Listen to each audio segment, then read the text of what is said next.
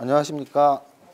오늘 12월 성장주에 투자하라 이정윤 세무사입니다. 반갑습니다. 매달 성장주에 투자하라는 강의를 하고 있어요. 근데 매달 하기 때문에 이 파워포인트를 수정을 잘 안 할 때도 있거든요. 그래서 거의 한 1년 정도는 정말 성장주를 차트로 잡아내는 우상향 종목들을 어떻게 잡아내는지, 거기에서 성장주 탑픽 테마를 어떻게 꼽는지 이런 거 위주로 한 1년 정도 했었고요.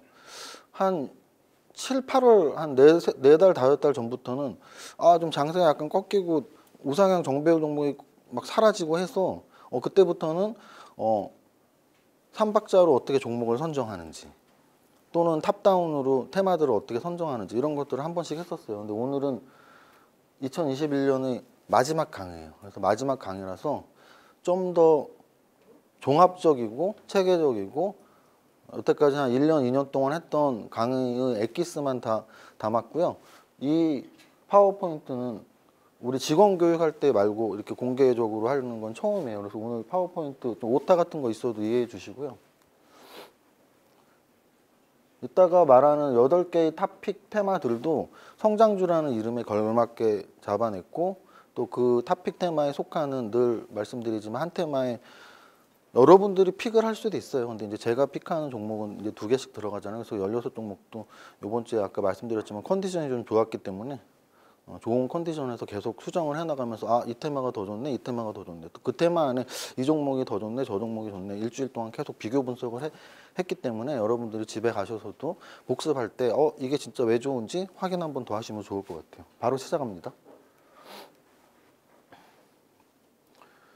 이 내용들은 별로 바뀌지 않았는데, 이런 사진들을 제가 지난달 강의 때 뭐 이상한 사진이 들어가 있어서 이거 작성한 사람 잘라야겠다 그랬더니 이거 작성을 요번에 좀 이렇게 프로필 사진 이런 거로 넣어주셨네요.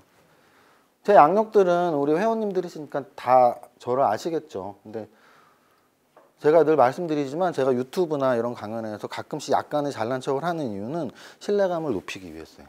여러분들이 골프를 누구한테 배우는데 그냥 옆집 아저씨한테 배우는 것과 티칭 프로한테 배우는 것과 투어 프로한테 배우는 것과 박세리님한테 배우는 것과 완전히 다르거든요.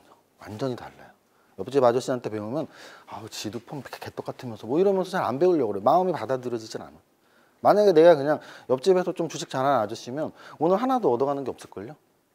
그래서 제가 좀 잘난 척을 하는 거예요. 저는 우리나라에서 진짜 주식 잘하는 사람이라고 자부를 해요. 자부를. 특히 실전까지 합한다면. 이론으로는 저보다 더 잘하는 박사님들도 있을 거고, 펀드 매니저님들도 있을 거고, 애널리스트들도 있을 거예요. 또는 단기 매매 막 트레이딩 하시는 분들 중에 저보다 더 잘하는 사람들도 있을 거예요. 근데 종합적으로 이론과 지식과 실전과 경험을 종합 점수로 하면 저는 우리나라에서 자신하는데 탑3 안에 무조건 든다고 봐요. 20년 이상 주식 투자했고, 수익률 대회에서 수많은 수상을 했고, 5% 지분 공시도 했고, 책도 3권이나 썼고, 매달 이렇게 오프라인 강연회를 할 때 저한테 강연회를 듣고 수많은 팁을 얻어 가셔서 저한테 손편지까지 쓰시는 분들도 많아요. 세무사님 때문에 인생이 바뀌었다고. 근데 인생이 바뀌려면 어떻게 해야 되는지 아세요? 오늘 한 종목 받아가야지. 그럼 인생 하나도 안 바뀌어. 제가 많은 사례를 들어드렸잖아요. 수능이 얼마 전에 끝났죠. 11월에 수능이 있으니까. 수능 보는 학생이 수학 선생님한테 가서 선생님 올해 무슨 문제 나오는지 한 문제만 가르쳐 주세요. 그 한 문제 들으면 인생이 바뀝니까? 수학 점수 한 5점 올라가겠지? 그잖아요. 수학 선생님한테 가서 나 수학 어떻게 하면 잘하게 돼요, 또는 공부 어떻게 하면 잘하게 돼요를 듣고 실천해야 되는데, 수학 문제 한 문제 가르쳐 주세요랑 똑같은 거라니까. 종목 하나 가져가는 게 뭐가 중요해. 인생이 하나도 안 바뀌는데. 인생이 바뀌려면 여러분들이 주식을 왜 해야 되는지, 어떻게 해야 되는지, 주식 투자가 무엇인지, 그런 거에 대한 본질적인 좀 통찰을 해야 돼요. 근데 저는 그런 본질적인 통찰도 가장 정확히 하고 있다고 생각하거든요. 오늘 그런 거 많이 일부에는 말씀드리고, 그러니까 쉬는 시간은 제 컨디션이 좋아서 한 번밖에 안 쉴 가능성이 높은데, 강의는 총 1, 2, 3부라고 보시면 돼요. 1부는 주식이 뭔지, 어떻게 해야 되는지, 2부는 그래서 8개 테마가 뭔지, 3부는 각 테마의 탑픽 종목 2개씩 16개가 뭔지, 이렇게 구성이 됩니다.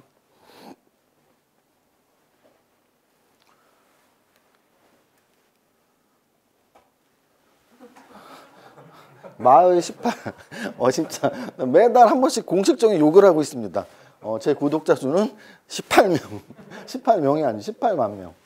늘 말씀드리지만 요거 이렇게 바꾸면 또 고마운 거죠. 18만 명이나 제 유튜브를 구독해? 주식도 똑같다고 늘 말씀드리죠. 내가 10,000원에 사서 20,000원이 됐다가 15,000원이 됐어. 그럼 우와 나 5,000원 벌었네. 주식 성공하실 분이야. 아씨 20,000원에서 15,000원까지 5,000원 까먹었네. 100% 실패합니다. 기운이라는 게 있어요. 기운. 성공의 기운, 긍정의 기운. 근데 뭐만 하면 불평해. 아우 나 10,000원에 샀는데 20,000원 됐다가 15,000원 됐어. 약간 부정의 기운들. 그건 안 돼. 긍정의 기운을 갖고 있어야 돼. 그래서 저도 18만 명하고 농담처럼 하지만 얼마나 감사해요. 18만의 분이 제 구독자니까. 근데 이게 저도 고등학교 졸업을 한 지 오래됐지만 한 8년 됐나? 고등학교 졸업한 지. 근데 안 웃겨? 이럴 때 웃으라고 이럴 때 8년 정도 됐나 한데 얼마 안 됐는데도 이게 진짜 수학의 정석하고 좀 비슷한 것 같기도 하고 뭐 그런 거 있잖아요. 여기 뭐 기본, 실력 단위 하나 더 있었는데 저 얇은 거. 다들 공부 잘 못했구나. 우리 여기 좀 저처럼 한 30대 되시는 분들 있었잖아요. 예전에 기본, 뭐 실력, 뭐 고급 하나 있었나? 뭐 이렇게 세 권이었는데 단계가. 진짜 아무도 모르네. 기본에서 끝난 거 아니야 다? 근데 이게 비슷해요. 수학의 정석. 제가 오늘 강의하는 거 아까도 말씀드렸지만 이 오프라인 강의에서 직원교육백은 처음이고요. 1, 2, 3, 4, 5. 한마디로 주식투자 성공하는 법이에요. 주식투자 성공하는 법. 아까 말씀드렸죠. 인생이 바뀌고 싶다고 이 5개 정확히 기억하고 각각의 5단계에서 룰을 정하고 그 룰을 지키면 돼요. 근데 왜 자꾸 주식 실패하는지 알아요? 질문이 틀렸기 때문에. 그런 농담 있잖아요. 넌 답이 없어. 왜? 문제가 없으니까. 이건 좀 좋은 얘기예요. 좋은 얘기. 예를 들어 막 잘생긴 아이돌들한테 그 팬덤들이 우리 오빠는 답이 없어. 왜? 문제가 없으니까. 좋다는 뜻이에요. 근데 저는 그거를 좀 나쁘게 해석을 하면은 초보 투자자분들은 정답을 못 갖고 있어. 왜? 틀린 질문을 계속 하니까. 초보 투자자들이 제일 많이 하는 질문이 뭔지 알아요? 뭐 사면 돼요? 두 번째 뭔지 알아요? 내가 갖고 있는 거 팔아요, 말아요? 세 번째는 뭐래요? 매수 매도 타이밍 좀 알려주세요. 틀린 질문만 맨날 하고 다니니까 정답을 모르죠. 이런 질문을 해야죠. 주식 투자하려면 어떤 단계를 해야 돼요? 장세 판단할 때는 어떻게 봐야 돼요? 업종 분석은 어떻게 하죠? 삼박자는 뭐예요? 한 번에 몰빵 매수하는 것 좀 힘든데 분할 매매는 어떻게 하는 거예요? 종목 숙장은 어떻게 하고 분산 투자의 원칙은 뭐죠? 이런 거를 기억해야 되는데 이런 거 하나도 안 궁금해. 뭐 사면 돼요? 내 거 언제 팔아요? 매수 매도 타이밍 좀 가르쳐 주세요. 이게 제일 중요한 거예요. 요거의 단계. 각 5단계와 5단계에서 내 나름대로의 기법과 룰을 정하고 어떻게 지켜나가는지. 먼저 첫 번째. 이 표정도 별로 마음에 안 드는데. 이거 교묘한 안티인데 이 표정 약간 울상인데. 머리. 제가 오늘 머리 스타일이 다른 때보다 좀 달라요. 우리 디자이너 선생님이 요번에 제가 머리를 좀 길렀어요. 늘 짧은 머리만 하다가 머리를 이제 길러서 거의 2달 동안 안 자르다가 어제 잘랐거든요. 근데 이제 어제 잘라서 어제는 이렇게 원래 하듯이 이렇게 넘겼었는데 오늘 이제 스타일링만 받으러 가는데 요 정도 긴 머리는 요렇게 하면은 좀 괜찮을 것 같아요. 젊은 애들은 이렇게 올백으로 넘기지 않아요. 해서 했는데 약간 변태스럽기도 하고 아니 약간 좀 신뢰감이 가기도 하고 그래서 저는 신뢰감이 가는 금융인의 모습이구나라고 생각을 하고 있는데 약간 좀 모르겠어요. 근데 좀 그래도 다른 때랑 어쨌든 스타일은 달라요. 탑다운으로 첫 번째 장세 판단을 하는 게 중요하고요. 탑다운으로 장세 판단을 하는 게 의미가 있냐 없냐의 논란 자체가 의미가 없어. 무조건 하는 게 맞아. 경제학하고 재무관리 공부를 한 사람들은 다 이해해. 근데 그냥 주식 종목만 사고 판 사람들은 뭐 대세 판단이 뭐가 중요해요. 그러다가 IMF 금융위기 이럴 때 그냥 아웃되는 거야. 대세 판단은 중요해요. 코로나 예를 들어 이런 거죠. 코로나 3월 저점에서 대세 판단을 한 사람들은 연말까지 1월까지 계속 상승장이라는 판단을 갖고 있는 거고, 상승장이라는 판단 못한 사람들은 어떻게 아웃됐죠? 그 고기반 물반의 장세에서 어떻게 아웃됐어요? 인버스로 다 아웃됐잖아. 제가 사실 제가 하지 않은 것들에 대해서 말을 하는 이유는 상담하면서 다 들었기 때문이다. 제가 한 일주일에 한두 번 상담하거든요. 제가 강연했다는 대부분의 말들은 상담에서 들었던 얘기야. 제가 강연에 딱 오면 그래요. 작년에 한 수익 계좌 한 2배 나셨나요? 평균, 예, 그게 있다. 2배 안 난 분들이 많더라고. 근데 좋아요. 그래도 작년에 한 50% 났는데 그럼 제가 혼내죠. 작년에 50%난 거는 못한 거예요. 치수가 2배 나는데 50%가 뭘 잘해. 근데 심지어는 그분들 중에는 작년에 쫄딱 망했어요. 그래요. 도대체 뭐 상장 폐지되는 거 뭐 올인했나요? 그랬더니 몰빵했나요? 그랬더니 상장 폐지되는 거 올인이랑 뭐 다를 바 없어요. 그랬고 그건 무슨 뜻이죠? 그랬더니 인버스에 올인했어요. 뭐 이런 거죠.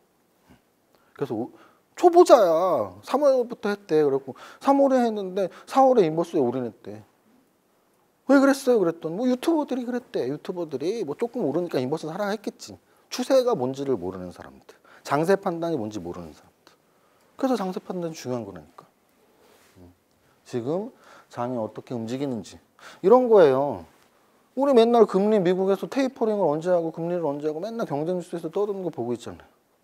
그게 다 장세 판단을 위한 거예요. 지금 유동성이 어떻고 물가가 어떻고 미국 증시는 빠졌고 올랐고 오미크론이 지금 어떻게 확산이 되고 그래서 아시아 증시가 오르고 떨어지고 미국을 따라가는지 또는 아시아 증시에서 우리나라의 위치는 어디에 있는지 이런 전체적인 게 장세 판단이에요. 그 장세 판단을 함에 있어서 여러 가지 이제 경제적 지표들이나 도구들이 사용이 되는 거고 그리고 나서 산업 분석에 들어가고 그리고 기업 분석하고 이렇게 위에서 아래로 내려가는 거 그게 바로 탑다운이라는 뜻입니다. 탑다운이 어렵다. 그러면 이 말을 기억하시면 돼요. 탑다운을 할 줄 알면 시장에서 좋아하는 종목을 내가 고를 수가 있어. 탑다운을 할 줄 모르면 그냥 자기가 좋아하는 종목 한 종목 사고서 맨날 기도하는 거죠. 이거 진짜 좋은 종목 샀는데 진짜 좋은 종목 샀는데 왜 안 오르지? 근데 그거는 그 사람 혼자 짝사랑하는 거야. 시장에서는 그 종목이 좋다고 아무도 인정을 안 했는데 그냥 나 혼자 좋다고 생각하고 있어요. 나 혼자. 그럼 탑다운을 하면은 좋은 점이 뭐니? 뭐 지금까지 말씀드렸어요. 탑다운을 계속 하다 보면 통찰력이 생겨요. 통찰력. 탑다운을 한 자만이 메타버스를 잡을 수가 있었고 탑다운을 한 자들만이 2차 전지 관련주를 잡을 수가 있었어요. 버텀업으로 해서 절대 2차 전지 초기에 잡을 수가 없어요. 왜? 아니 테슬라 맨날 적자 날 때 뭐라 그랬는데 미국의 그 똑똑한 애널리스트들이 뭐라 그랬는데 적자 기업 적자냐 흑자냐보다 더 중요한 게 있다니까. 시대의 흐름. 그거는 버텀업으로 절대 잡을 수 없다고요. 시대의 흐름이 재무제표에 어디 써 있는데. 재무제표는 그냥 자산과 수익을 숫자로 나타냈을 뿐이에요. 시대의 흐름이 거기 무슨 1000이라고 써 있어, 10,000이라고 써 있어. 그건 탑다운으로밖에 못 잡아. 통찰력. 그 다음 저는 정말 중요한 게 탑다운의 중요성이 이거라고 보는데요. 포트폴리오 구성. 제가 포트폴리오 이렇게 아까 말씀드렸지만 이렇게 한 일주일에 2-3분이 와서 이렇게 보면은 제가 강의할 때 했던 모든 그런 문제점들이 다 녹아 있어요. 어떤 분들은 100개, 200개 갖고 오는 분들이 있고 어떤 분들은 한 종목 사고 있다고 갖고 오는 분들이 있고 어떤 분들은 2종목을 샀는데 삼성전자하고 삼성전자 우선주를 갖고 있는 분이 있고 실제야 다. 어떤 분들은 3종목을 갖고 있는데 셀트리온, 헬스케어, 제약을 갖고 오고 포트폴리오가 뭔지를 모르는 거죠. 삼성전자랑 삼성전자 우선주를 2개를 갖고 있는 건 포트폴리오가 뭔지를 정확히 모르는 걸 표현해 주는 거예요. 또는 삼성전자, SK하이닉스를 갖고 있는 것도 마찬가지고 위지익 스튜디오와 덱스터를 2개를 동시에 갖고 있는 것도 마찬가지예요. 그러면 탑다운을 하면 이렇게 업종이 구분되는구나. 그러면 포트폴리오 구축을 위해서 최적 포트폴리오 구축을 위해서 한 업종에 웬만하면 중첩되면 안 되는구나. 중복이 되면 안 되는구나. 이걸 안단 말이에요. 그러면 분산 투자가 가능해지고 나의 위험을 굉장히 낮출 수가 있죠. 사실은 포트폴리오 이론의 핵심은 뭐냐면 이따 마지막 5단계에서 포트폴리오 다시 한번 말씀드릴 텐데 포트폴리오의 핵심은 위험을 낮추는 거예요. 위험을 낮추는 거예요. 그래서 제가 말씀드리잖아요. 50종목 이상, 100종목, 200종목 갖고 있으면 위험이 아주 낮아졌죠? 그럼 어떻게 되겠어요? 시장 수익률하고 똑같이 갑니다. 100종목 이상 갖고 있으면 그냥 ETF 한 종목 갖고 있는 거하고 똑같아. 코스피 200 ETF 하나 갖고 있는 거랑 100종목 이상 n분의 1 갖고 있는 거랑 똑같아. 그러니까 100종목 이상 갖고 있으면 그냥 뭐 게임 하는 거죠, 게임. 이거 오늘 올랐네, 이거 떨어졌네. 근데 막상 코스피 200 인덱스 하나 갖고 있는 거랑 똑같다니까. 위험이 그만큼 낮아진 거죠. 그럼 위험은 낮아졌지만 초과 수익률을 추구를 못할 거 아니야. 그럼 못하러 그거 하고 있어. 안 하는 게 낫지. 또는 한 종목 갖고 있으면 포트폴리오 효과가 제로잖아요. 하나 갖고 있으면 포트폴리오가 아니잖아요. 제로죠. 그럼 어떻게 된다고요? 위험이 아주 올라가겠죠. 다들 당해봤을 텐데 몰빵했다가 그게 망하는 거. 10개 갖고 있다 하나 망하면 타격 없잖아요. 1억으로 1,000만 원씩 10개를 샀는데 1,000만 원짜리가 망했어. 9천만 원이 남아있잖아요. 심지어는 하나 망했으니까 그 불운이 다른 쪽에 운으로 겹쳐갖고 하나는 더블이 갈 거라고. 하나 망해도 하나 또 타격 없어. 10개 갖고 있으면. 근데 하나 갖고 있다 망하면 사망이야, 사망. 우리가 인간계에서 사망은 뭐 이렇게 심장이 멈추는 거잖아요. 계좌에서의 사망은 뭐예요? 제로가 되는 거잖아. 계좌 제로면 사망이잖아요. 근데 하나 샀다가 망하면 사망이지 뭐. 우리 지금 안 죽으려고 엄청 건강검진도 받고 뭐 식단 조절도 하고 운동도 하잖아요. 근데 계좌는 왜 그렇게 방치시켜서 죽이지? 한 종목 사면 죽는 거예요, 죽는 거. 포트폴리오의 논리를 정확히 이해할 수 있어요, 탑다운을 하면. 그 다음 또 뭐예요? 선택과 집중. 이건 무슨 뜻일까요? 버텀업으로 하면 어떤 단점이 있냐면 2,000 종목 중에 하나를 골라야 돼. 거래소 코스닥이 2,000 종목이에요. 나 그냥 그 종목 왜 샀어? 종목이 너무 좋아서. 어떻게 좋은데? 재무제표가 좋아서. 2,000 종목 재무제표 다 봤나? 다 안 봤을 거 아니야. 그 종목이 뭘 좋긴. 그냥 자기가 좋아하는 거지. 2,000 종목 중에 한 종목을 선택한 논리가 없어. 근데 탑다운을 하면은 업종을 먼저 선택할 수 있다니까? 업종은 2,000개가 아니란 말이에요. 업종은 중요 업종은 10개, 비주류 업종 합치면 한 30개야. 30개 중에 하나의 업종 고르는 거랑 2,000 종목 중에 한 종목 고르는 거랑 어느 게 편하냐고. 2,000분의 1 골라내는 거는 거의 그냥 눈 감고 뭐 코끼리 다리 잡기예요. 30개 중에 하나 훨씬 편할 거 아니야. 30개 중에 하나. 토픽 테마를 정하라고요. 이 테마에 있는 종목이 또 몇 개 있어. 30개가 있겠죠. 그럼 30개 중에 하나 사면 되잖아. 30개 중에 한 번 고르고 또 30개 중에 한 번 고르고 30개 중에 한 번 두 번만 하면 돼. 근데 2,000 종목 중에 하나 고르는 게 더 쉽다고 하면은 더 쉬운 게 아니고 아무거나 사는 거지. 아무거나 사는 거야 그냥. 누가 좋다 그러니까 그래? 내가 몰빵 쳐도 되지? 돼.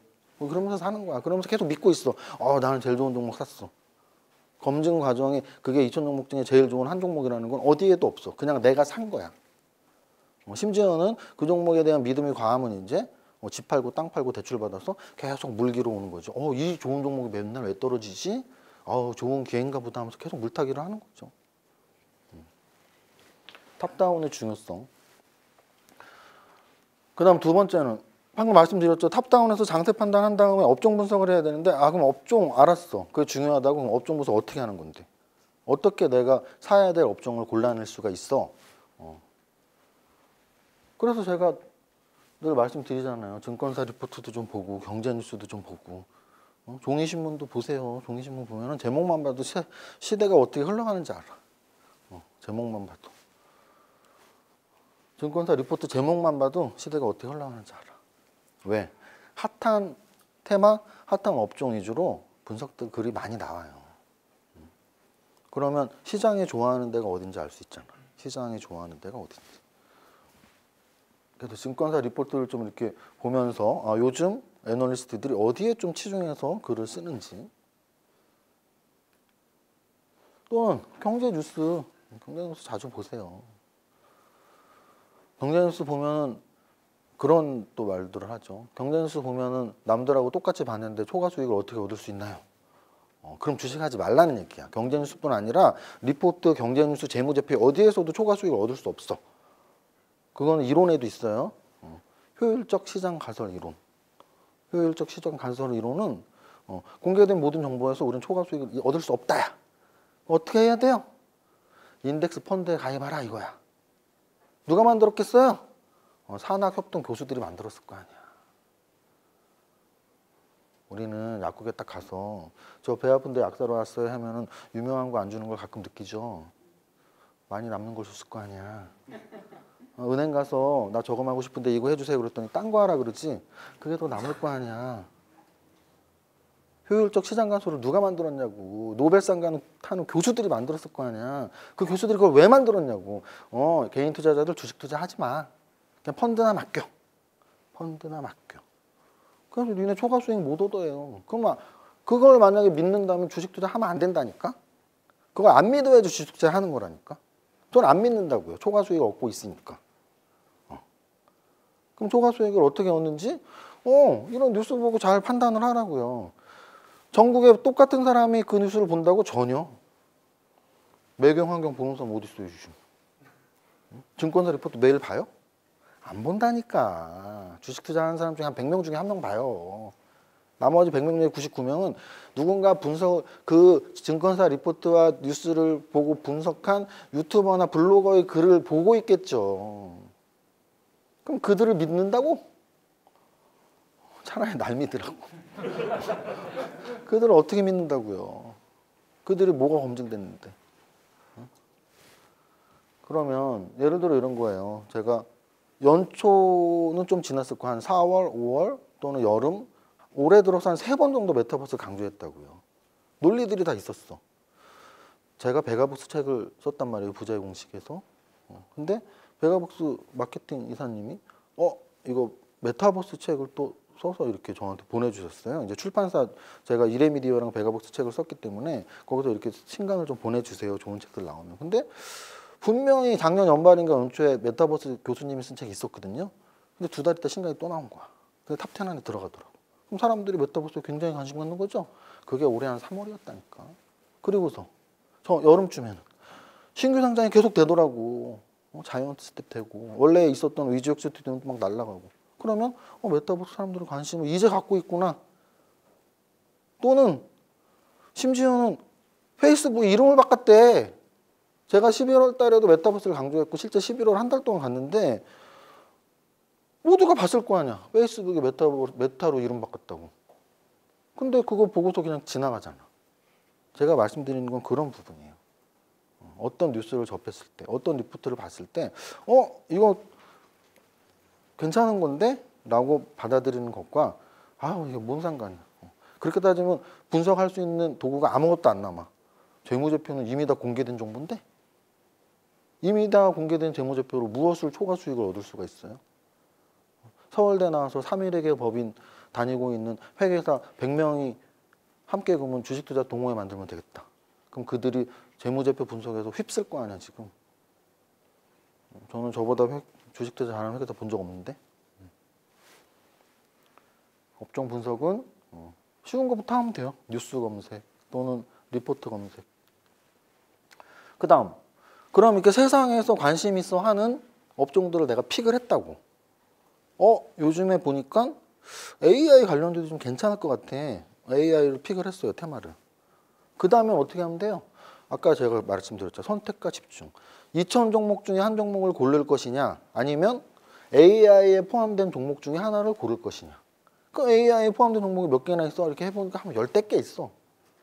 그 중에 하나 사면 되잖아요. 그 중에 하나는 어떻게 사는데요? 종목을 하나 주는 것보다 어떻게 사는지를 아시라고. 어떻게 사요? 삼박자로 하시라고요. 재무제표도 보고 차트도 보고 그 개별 기업의 재료도 보고.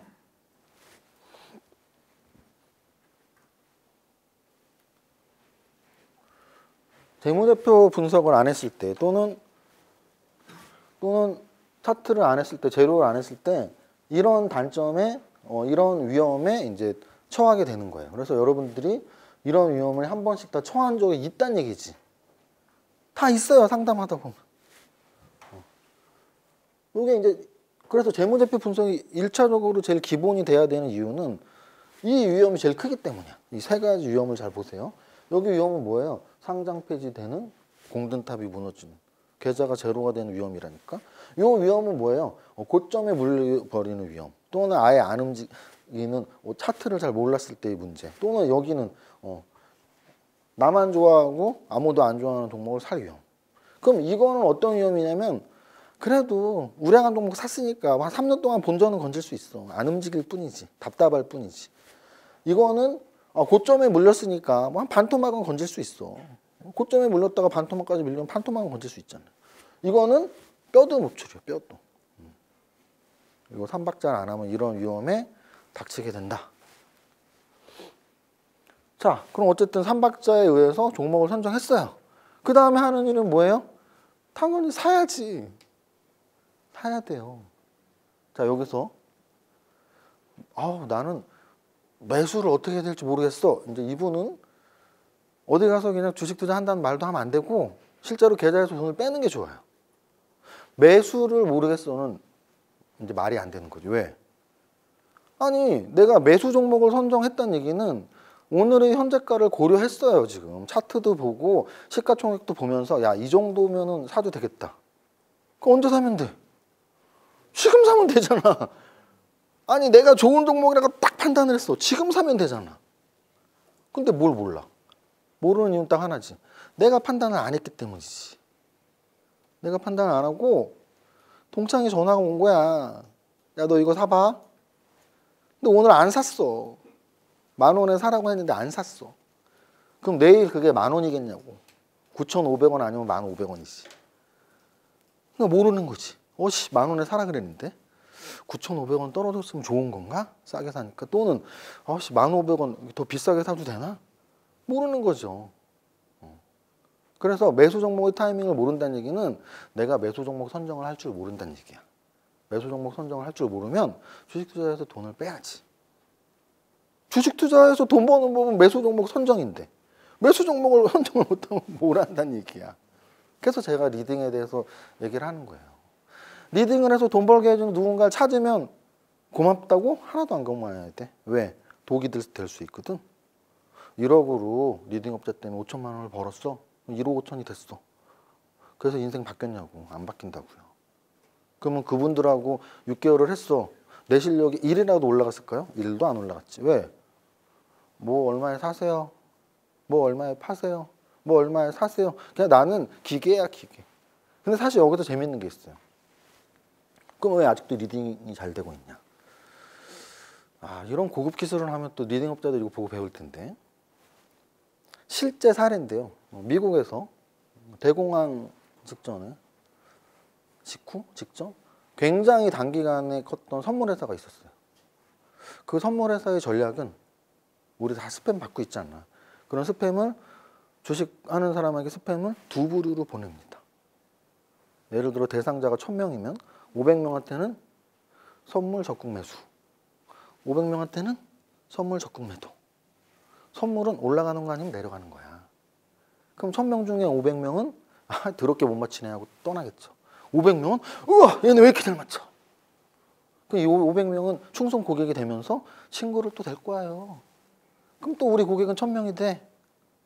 또 1,000명한테 절반한테는 적극 매수, 절반한테는 적극 매도. 2번 연속 맞은 사람들이 있겠죠? 2번 연속 맞은 사람한테는 이 회사가 신이 됩니다. 신. 그래서 친구의 사돈의 팔촌에 내 대출에 집까지 다 팝니다. 내가 리딩을 하면 딱 그렇게 할 것 같은데, 우리 고객 1,000명 중에 절반한테는 반도체 적극 추천, 절반한테는 메타버스 적극 추천. 둘 중에 하나 맞거든. 그 정도는 맞춰야 돼. 그것도 못 맞추면 리딩 자격이 없고. 그러면 절반은 잘 못 맞추네. 절반은 우와, 여기 대단하다. 그럼 친구도 다 데리고 와. 야, 여기 대단하대. 그런 거예요. 자, 그래서 결국은 매수를 언제 해야 될지 모른다는 건 있을 수가 없다. 예를 들어 이런 거죠. 친구에게 들어도 좋아. 또는 유튜버들 또는 어디 리딩 좋아. 들어도 좋아. 그 대신 그 들은 종목을 판단은 내가 해야지. 살지 말지에 대한 판단. 들은 것까지는 좋아요. 근데 그 종목을 살지 말지에 대한 판단 하면 바로 사면 되고, 안 살 거면 지금 안 사면 되고. 아주 심플하죠? 매수 타이밍을 고려할 필요는 없다. 매수 종목 선정을 고려하는 거죠. 선정을 했는데 오케이 살 거야? 지금 사면 돼. 안 살 거야? 안 사면 돼. 심플하죠. 그런데 한 번에 다 사야 돼요? 또 이런 게 있지. 한 번에 다 사야 돼요. 오케이. 그것까지 불안하면 3분의 1, 5분의 1, 10분의 1 나눠서 사세요. 어떻게 나눠 사야 돼요? 모든 질문에 대한 답은 나 다 있어. 어떻게 나눠 사야 돼요? 3분의 1씩 살 건데 오케이. 오늘 3분의 1, 내일 3분의 1, 내일 모레 3분의 1. 이번 주 3분의 1, 다음 주 3분의 1, 다다음 주 3분의 1. 또는 10,000원에 3분의 1, 1,500원에 3분의 1, 11,000원에 3분의 1. 또는 10,000원에 3분의 1, 9,500원에 3분의 1, 9,000원에 3분의 1. 이게 뭐가 어려워? 이게 뭐가 어렵냐고. 못 지키는 게 어렵지. 미리 다 정해놓고 그렇게 하면 되거든? 못 지켜. 왜? 나는 원래 좀 중장기 투자야. 나 한 1년 갖고 있을 거니까 오늘 3분의 1, 다음 주 3분의 1, 다다음 주 3분의 1 살려고 마음 먹었지. 근데 오늘 10,000원에 사고 이제 다음 주에 사면 되는데 9,000원까지 떨어지네? 그럼 내일 바로 살걸? 물타기 빨리 하고 싶어서? 원칙을 못 지킨다고요. 지키기만 하면 돼.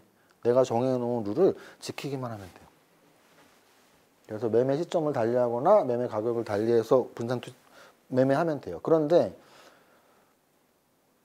매도는 언제 해요? 자, 매수는 아주 쉽다고. 매수 타이밍을 고려하는 건 인정 안 해줘 나는. 그건 완전 그냥 주식하지 마. 근데 매도 타이밍은 사실 좀 고민스럽죠. 왜?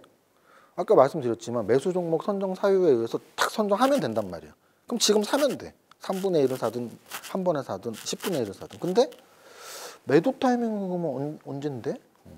그게 이제 좀 어려워지죠. 그게. 그래서 아주 원칙적으로는 저는 이런 말씀을 드리죠.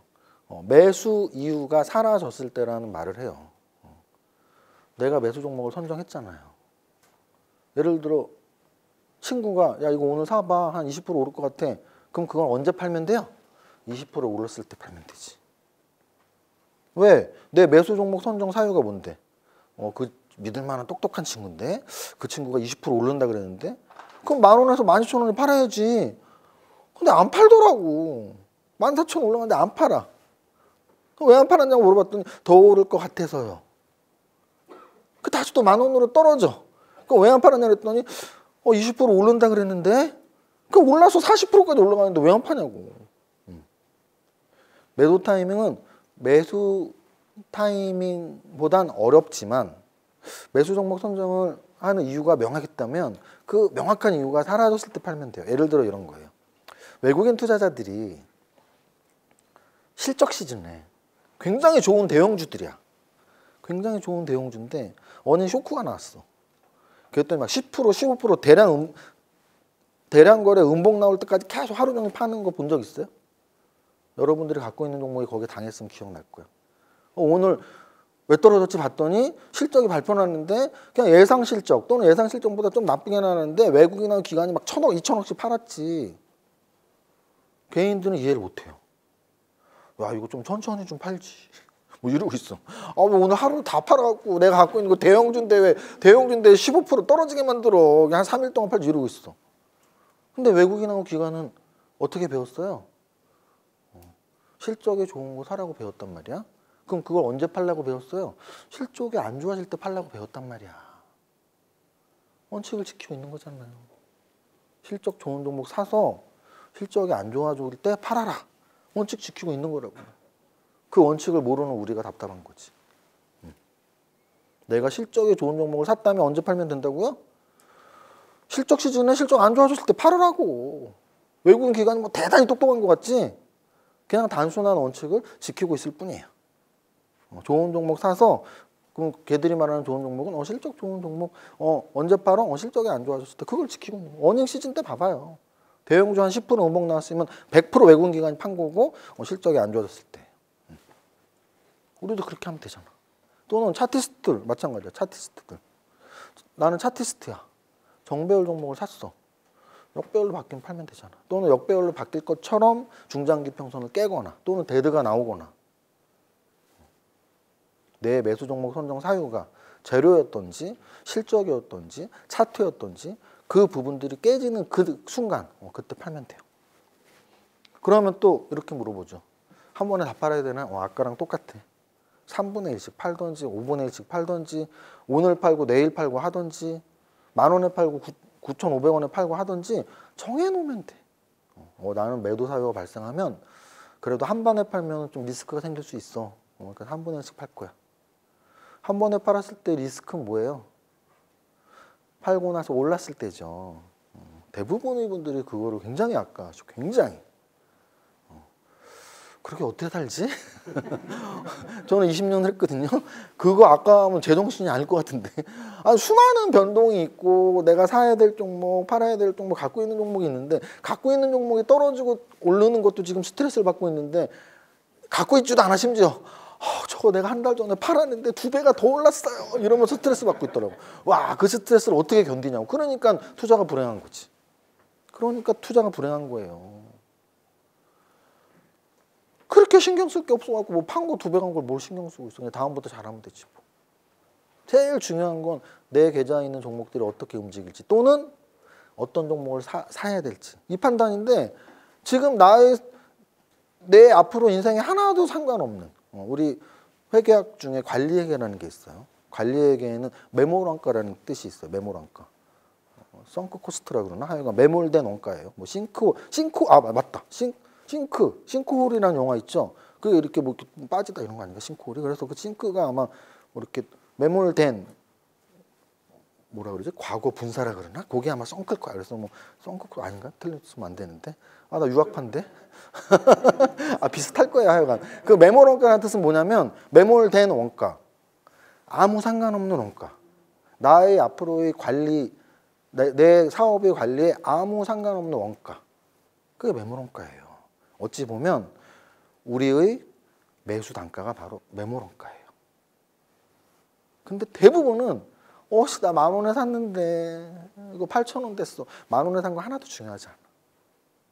10,000원부터 8,000원까지의 흐름들, 이거 별로 흐름이 안 좋네, 팔아야 되나, 이런 고민이 중요하지. 나 이거 10,000원에 산 건데 하고 발 동동 구르는데 내 매수 원가는 하나도 중요하지 않다니까. 내 매수 원가가 그 주가의 앞으로의 주가의 흐름에 영향을 1도 안 미치잖아요. 근데 주식 투자자는 아무 생각 안 하고 내 매수 원가만 생각해. 나 이거 10,000원에 샀는데 8,000원 됐으니까 물타기 하면 9,000원이 되고 어쩌고저쩌고. 말도 안 되는 소리라고 있어. 내가 이거 10,000원에 산 거나 내가 물타기 하는 거나 그 종목의 주가에 영향이 1도 안 미친다고. 그 종목을 어떻게 탈출할지를 고민하지 말고 이 종목이 지금 재료가 어떻게 업그레이드 될 게 있는지, 차트는 어떻게 나빠졌는지, 재무제표는 좋아졌는지 이걸 봐야 되는데 내가 이거를 10,000원에 샀는데 20,000원까지 가는데 못 팔았는데 10,000원이 다시 돼갖고 죽을 것 같은데 그러니까 투자가 아주 괴로워지는 거예요. 쓸데없는 걱정하니까. 쓸데없는 걱정하니까 답도 없어. 답이 없지 당연히.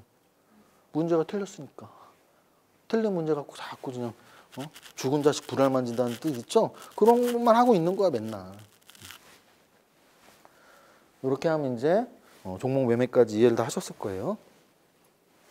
그 다음 종목 매매 이게 또 있네. 근데 다 지금 설명한 것 같은데? 다 설명한 것 같고 뭐 3분의 1, 5분의 1 이것도 했고 물타기 자제한다도 제가 워낙 많이 말했어요. 워낙 많이 말했어. 요거 대부분 다 한 거고요. 자 이제 포트폴리오. 포트폴리오가 사실 제일 중요해요. 왜냐하면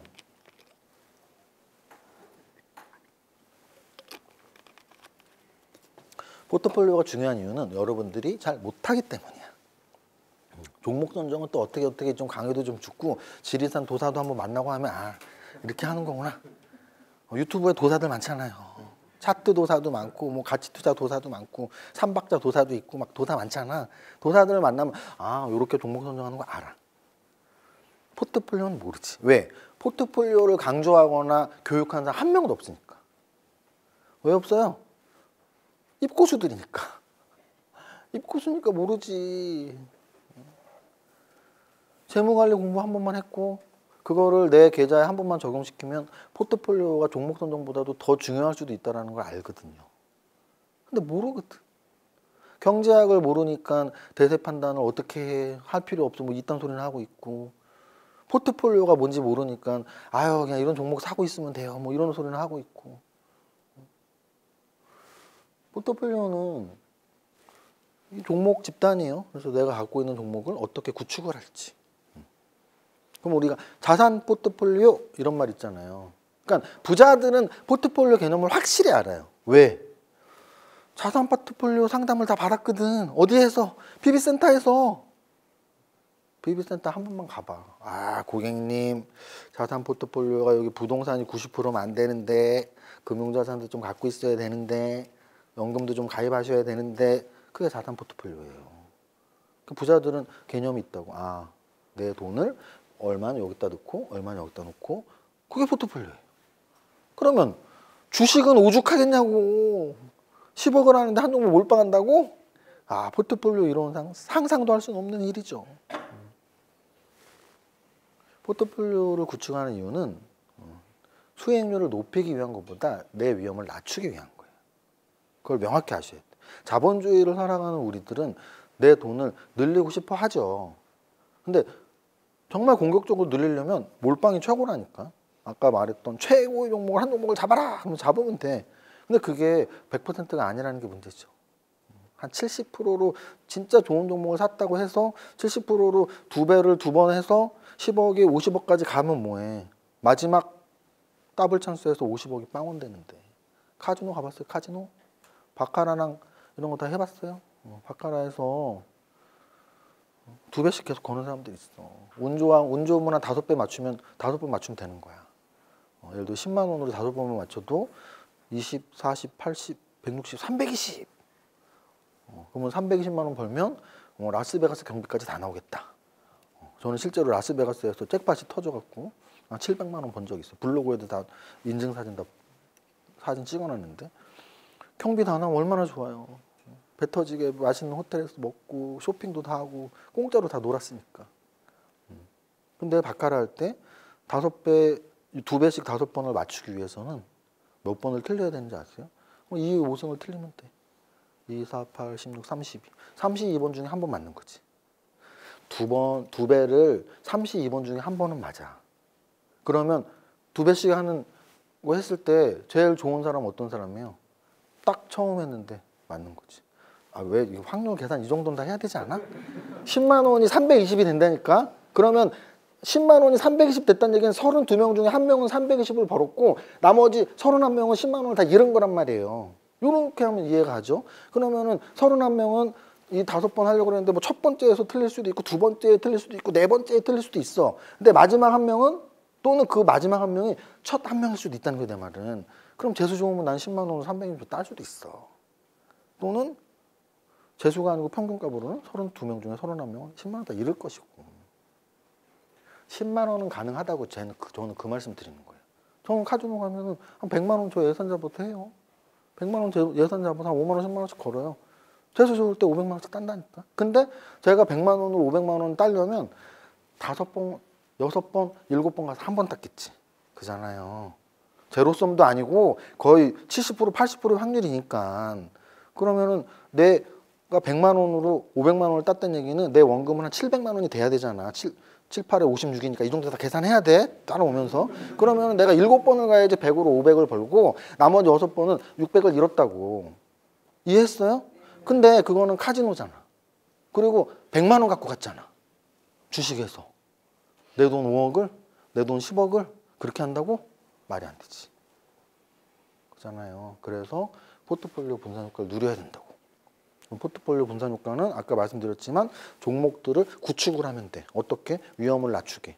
위험을 낮추는 방법은 종목들의 움직임이 달라야 돼요. 종목들의 움직임이 다르려면 일단 다른 업종이어야지. 같은 업종은 무조건 같이 움직인다니까.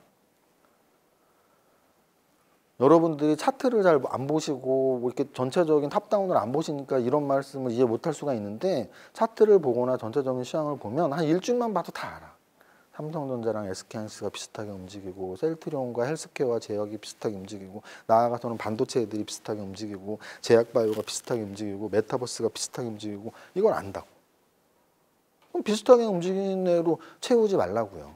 내 포트폴리오에 8종목이 있는데 그 8종목을 반도체로 채우지 말라고. 8종목을 요즘에 게임이 좋다고 게임으로 채우지 말라고. 그게 포트폴리오 핵심이에요. 서로 다른 종목군을 갖고 있는 거. 그럼 서로 다른 주가의 움직임의 종목군을 한마디로 서로 다른 업종을 갖고 있는 걸 해석하면 돼요. 분산 투자의 목적은 낮은 위험 추구. 여기서 말하는 집중 투자가 좋아요는 한 종목의 좋아요는 절대 말하면 안 돼. 한 종목의 좋아요를 설파했다가 인생 조지면 누가 책임질 건데. 적어도 저는 금액 따라 말해요. 100만 원 하면 한 종목 하라고. 100만 원으로 올인 나면 다음 달에 또 월급 100만 원 이상 받을 거 아니에요. 적어도 내 월급 정도는 한 종목 해도 돼. 근데 1년치 연봉? 너무 억울하지 않아요? 주식으로 3천만 원 날려서 내 1년치 월급 다 날렸는데 너무 억울하지 않아요? 10년치 월급? 연봉이 4천인데 4억을 날리면 억울하지 않아요? 10년치 나는 그럼 노예 계약인데? 겁나지 않아요? 무서운 거라고요. 몰빵 투자가. 내 10년치 20년치 월급이 그냥 날아갈 수 있다고. 세상에 확실한 게 어딨냐고.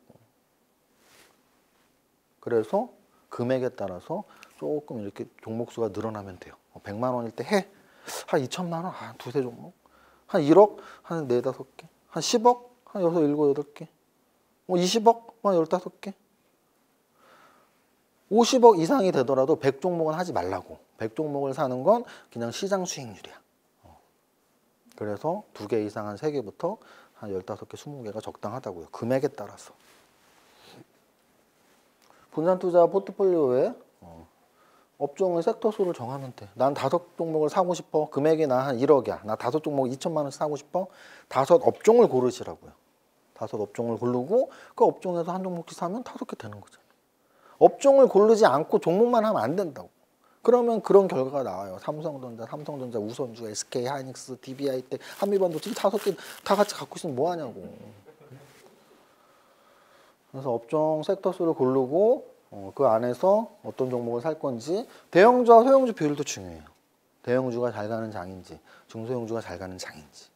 예를 들어서 작년에 중소형주보다 대형주가 그래도 좋았을 거야. 사실 반도체 소부장은 그 이후에 작년 연말, 올해 연초, 올해 여름에 더 많이 올랐고, 작년 여름, 작년 가을, 겨울, 1월까지는 삼성전자가 사실 더 우세했어. 또는 대표적인 거 이걸 보면 되지. 삼성 SDI하고 LG화학하고 SK이노베이션이 올해 연초 한 2월까지 수익률이 훨씬 좋았어요. 이쪽 2차전지 소부장보다. 근데 지금 한 4월, 5월, 6월부터 지금 6개월 이상 LG화학, 삼성 SDI, SK이노베이션 수익 낸 사람 나와봐. 아무도 없다고. 근데 걔네들이 못 오를 때 에코프로비엠, LNF, 첨보는 올라가고 또 그 아래에 있는 애도 올라갔단 말이야. 요게 어떤 장엔 어떤 정도의 규모를 갖고 있어야 되는지 판단인데 이걸 모르는 거지. 왜? 탑다운을 모르니까. 그래서 지금 장이 크게 움직이는 장인지, 크게 움직이는 장은 대형주가 가는 장이에요. 지수가 막 한 달에 막 5%, 10%가 올라. 언제 그랬어요? 작년 11월, 12월이 지금 최근 1, 2년 동안 가장 많이 지수가 올랐을 때가 작년 11월, 12월이에요. 작년 11월, 12월에 한 달에 10%씩 누적으로 한 1월 고점까지 한 30%가 올랐어. 10, 11, 12일 한 세네 달 동안 만으로 한 세 달 동안 30%가 올랐어. 그러니까 그때 다 전업투자한다고 다 사표냈잖아. 내가 3억을 하는데 30% 올랐다고요. 아무거나 갖고 있으면 30% 올랐다니까. 3억을 하는데 1억을 벌었네. 세 달 동안. 미쳤다고 아침에 양치하고 출근을 해. 집에서 그냥 PC만 보고 있으면 되는데. 사표냈다고 다. 거기다가 요즘 비대면 코로나 어쩌고 해서 출근도 하지 말래. 재택근무하래. 잘됐다. 주식이나 해야지. 뭐 이러는 거죠. 탑다운을 모르면 내가 잘해서 수익 난지 안다니까. 작년 10월부터 1월까지 30%는 그냥 시장 평균이었어. 50% 정도 냈으면 약간 주도주를 잡은 거고, 100% 이상 냈으면 좀 잘한 거고. 그 세 달 동안. 그걸 모른다고. 지수 분석을 안 하고 탑다운을 모르니까. 그래서 어쨌든 대형주가 잘 가는 장, 중소형주가 잘 가는 장을 구분해서 내 포트폴리오에, 그럼 뭐 대형주 잘 갈 땐 다 대형주만 하고 중소형주 갈 땐 다 중소형주만 하지 말고 주가 움직임이 서로 다른 애들로 껴야 되니까. 예를 들어 내가 5개를 사면 대형주 잘 갈 때는 한 3개 대형주, 2개 중소형주, 또는 중소형주가 잘 갈 땐 한 2개 대형주, 3개 중소형주 이렇게 섞어놓으면 되잖아. 이렇게 섞어놓으면. 종목 간 투자 비중은 초보는 무조건 n분의 1이 제일 좋아요. n분의 1. 포트폴리오 분산 효과를 누리려면 서로 다른 주가 움직임을 딱 내가 모아서 산 건데 그 산 것들이 분산 효과를 누리게 하려고 산 거잖아요. 근데 내가 10개를 샀어. 극단적인 예를 들어줄게요. 10개를 샀는데 한 개는 90%를 샀다니까? 그럼 나머지 9개는 뭘 산 거야? 1%씩 샀지. 제가 오늘 하는 사례들은 제 상상력이 아니고 다 직접 본 계좌들이에요. 90%를 사고 1%씩 샀어.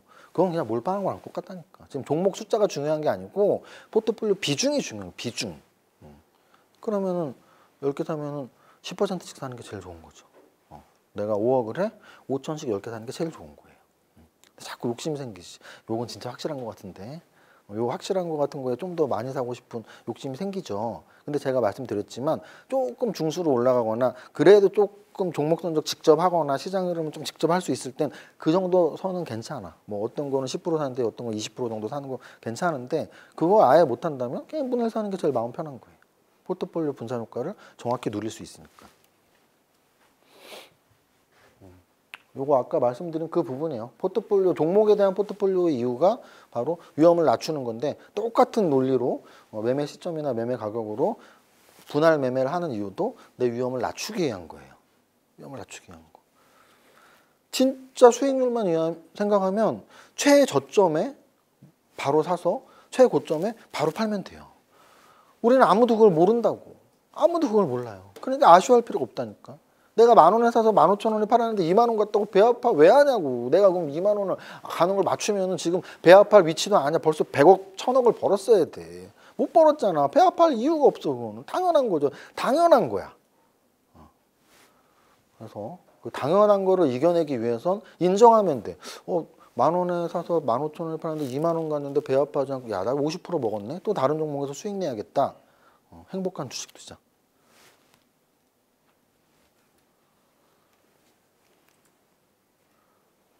지금 설명드린 거 대부분 다 있어요. 동일한 수익률에 낮은 위험을 추구하기 위한 거니까 서로 다른 주가 움직임. 분산 투자 효과가 커지기 위해선 상관관계가 여기여야 돼. 이게 무슨 뜻이냐면 딱 요거 생각하면 돼. 우산과 집신. 이게 무슨 말이냐면 1년 중에 6개월은 비가 오는 나라가 있다고 생각해봐요. 우리나라도 그렇다고 쳐. 비도 많이 오잖아. 1년 중에 6개월은 비가 와요. 1년 중에 6개월은 비가 안 와.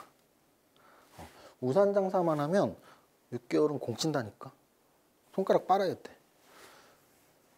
집신 장사만 해도 마찬가지예요. 6개월은 비가 오는데 누가 집신을 신냐고. 비가 안 오는데 누가 우산을 쓰냐고. 근데 이 두 개를 같이 하면 비가 와도 안 와도 수익을 내는 거라고. 요게 분산 효과예요.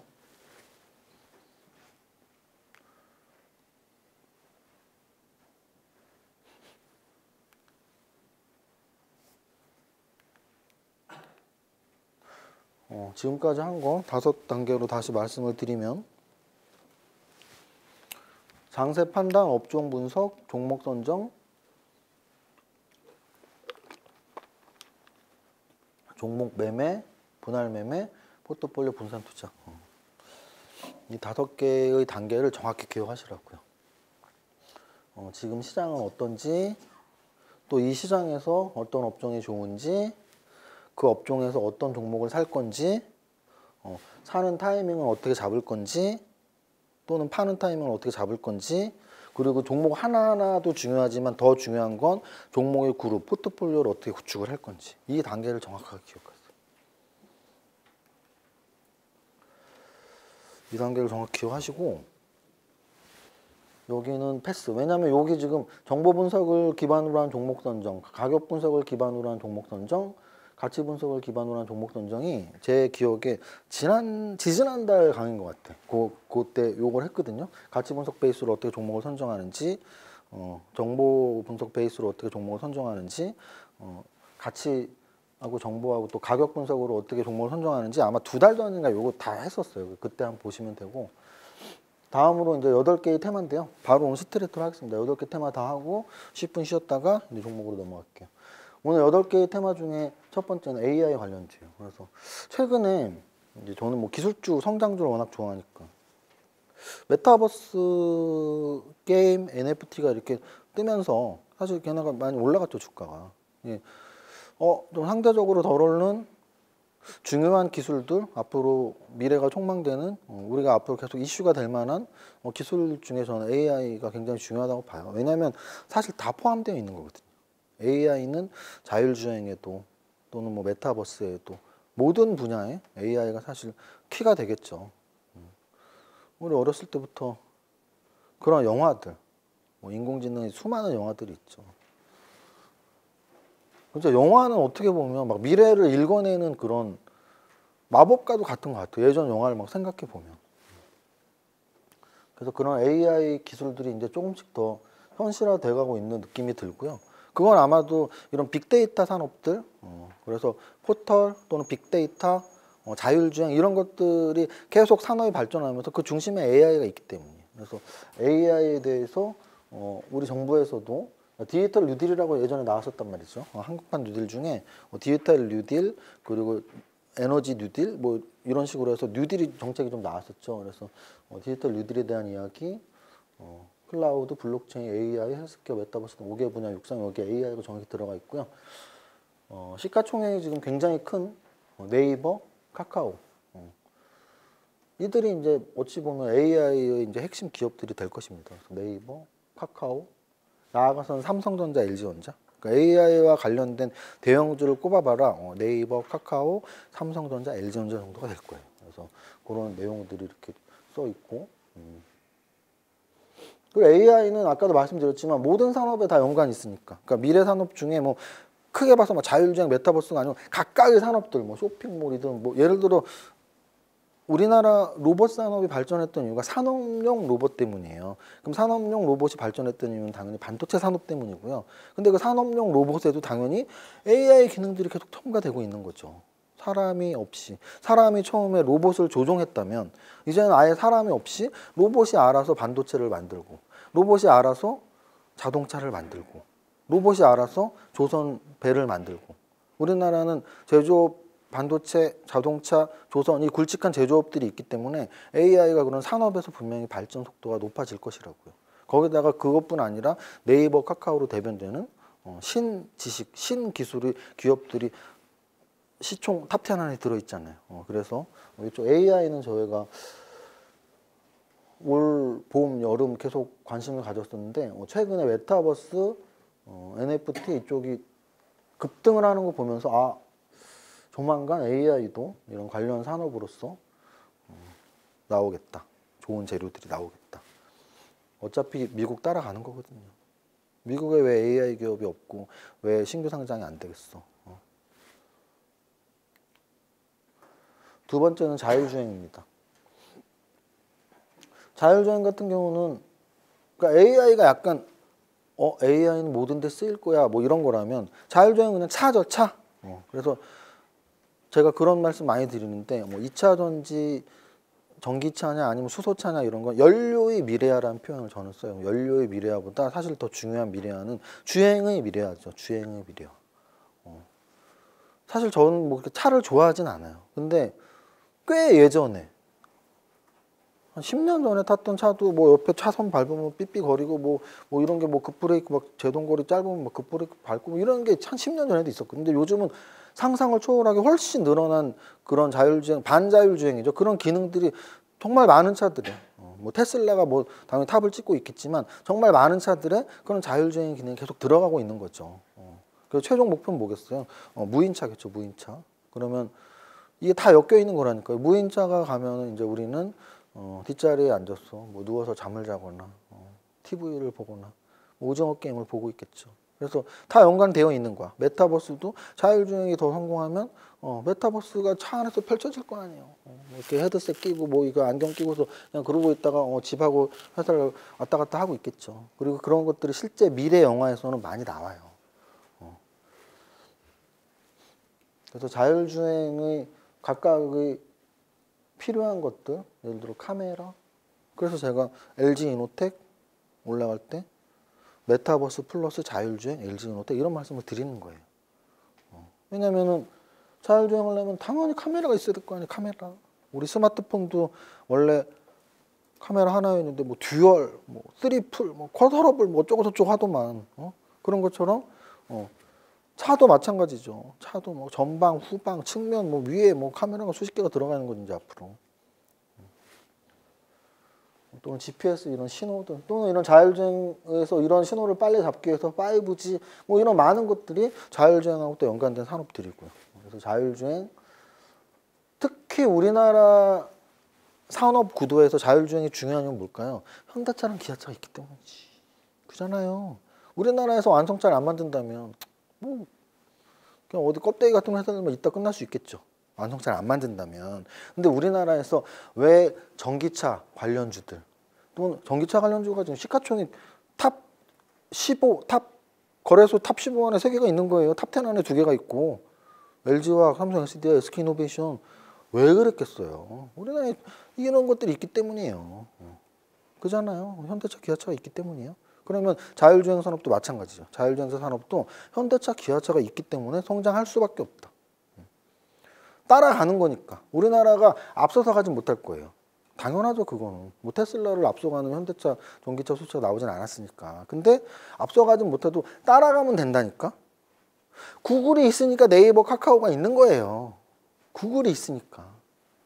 구글이 시총에 네이버, 카카오는 훨씬 못 미치지만 우리나라 주가에서 네이버와 카카오는 한 획을 그었다고요. 마찬가지로 자율주행 쪽에서도 지금 2차 전지 막 SK이노베이션, 삼성, SDI, LG와 막 엄청 났듯이 자율주행이 미국에서 조금만 뜨고 조금만 더 테마가 생기고 하면은 우리나라 이제 완성차에서는 현대차, 기아차, 그 다음에 뭐 이런 부품들 들어가는 애들 다 날아가는 거예요. 이런 게 미래성장 산업이지. 이런 게 미래성장 산업이라고요. 이런 거에 어디 은행주 같은 걸 갖다 대. 돈 벌고 싶다면 주식 투자로. 1년 동안 3% 벌고 싶어요? 모터를 속삭이면서 3%를 벌으면 은행에 넣어놓고 있지. 성장 산업을 계속 공부하다 보면 저 산업이구나. 이런 공부가 돼요. 통찰력이 생기고. 자율주행, 저는 우리나라에 특히 우리나라는 완성차를 만들기 때문에 굉장히 비전이 있는 산업이라고 보고 있고요. 그 다음은 메타는 뭐 제가 강조를 많이 했었고 지금 메타의 공간에서 자꾸 뭐 이렇게 돈 버는 가상 인간들이 나오고 있어. 페이스북은 언제 이름까지 바꾸고 연구원들을 뭐 유럽에서 몇몇 명을 뽑는데 그래서 메타버스 세상 세계 메타버스는 이런 플랫폼이 있을 수도 있고 또는 이런 5G 속도 또는 데이터 또는 하드웨어 이런 안경 만드는 회사들 그런 모니터 만드는 디스플레이 만드는 회사들 또는 소프트웨어들 플랫폼들 뭐 이렇게 써 있어요. 그래서 메타버스 저는 그런 이제 질문들 꽤 받잖아요.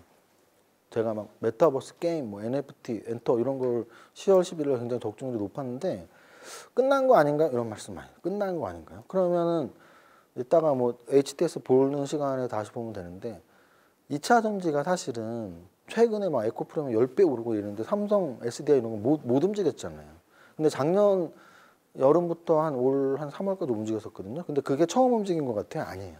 2017, 18에 2차 전지 벌써 움직였어요. 그러니까 지금 주식을 이제 하시는 분들, 뭐 이제 1년 되신 분들은 뭐가 하나 뭐 한 6개월 동안 3개월 올라다가 끝나면 완전히 끝나는 건 줄 알아. 완전히 안 끝나는 거예요.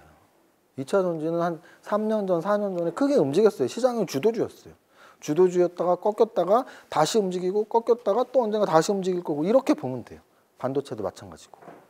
그래서 우리가 알아야 될 건 단기적으로 끝났어요라는 질문과 완전히 끝났어요라는 질문은 다르다.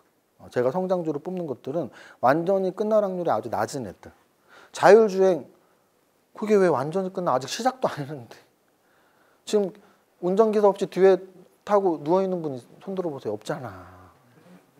그럼 5년 전에 이제 기름 안 넣어도 돼요. 전기로 차 간대요. 그럼 아마 다 웃었을 걸 지금처럼. 5년 전에 다 웃었다고요. 5년 전에 테슬라가 나왔을 때 미국 애들도 웃었다고요. 저 무슨 전기로 어떻게 차가 가냐. 저 껍데기 같은 애서 차 이쁘지도 않고 막 그랬다고요. 지금 똑같은 거야. 메타버스가 뭔데 뭐 가다 끝나는 거 아니야? 야, 자율주행이 말이 돼? 사람 운전해도 뭐 사람 없이 뭐 사고나 나지. 그런 시대가 굉장히 빨리 오고 있어요. 시가총액을 매일 보시면 아시잖아요. 카카오뱅크가 국민은행 신한지주 합친 거고요. 카카오뱅크와 카카오페이 2개 합치면 그냥 우리나라 거의 모든 은행주 다 합친 것보다 커 지금. 다 합친 것보다 크다니까. 상상이나 했겠냐고요. 우리 어머님은 상상도 못할걸? 우리 어머님은 카카오페이, 카카오뱅크 둘 다 안 하니까. 노인분들은 국민은행 달력 구해달라 그래. 그런 걸 들어봤어요? 은행 달력 중에 국민은행 달력을 걸어놔야지 부자가 된대. 그래서 하나 구해놨어요. 그잖아요. 노인분들은 카카오페이나 카카오뱅크를 하겠냐고. 근데 그 반대로 만약에 지금 10대 애들이 은행 지점 가서 통장 만들까? 절대 안 만들걸? 카카오뱅크 그냥 톡으로 그냥 만들어지는데? 톡으로 돈 다 보내고? 미쳤다고 뭐 VIP 대우받으려고 거기 가요.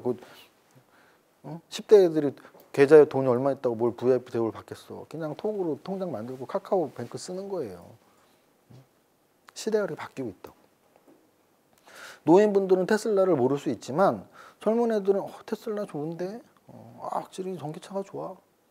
자율주행 좋은데? 이러고 사는 거예요. 메타버스 공간이 재밌어. 이러고 사는 거라고요. 그걸 우리가 모른다고 그런 세계가 오겠어라는 거는 적어도 주식 투자 세계에선 버려야 된다. 저는 20년을 하면서 그 굉장히 빠른 변화의 속도를 체감하고 있거든요. 주식이 제일 빨라. 주식 시장이 제일 빠르다고요.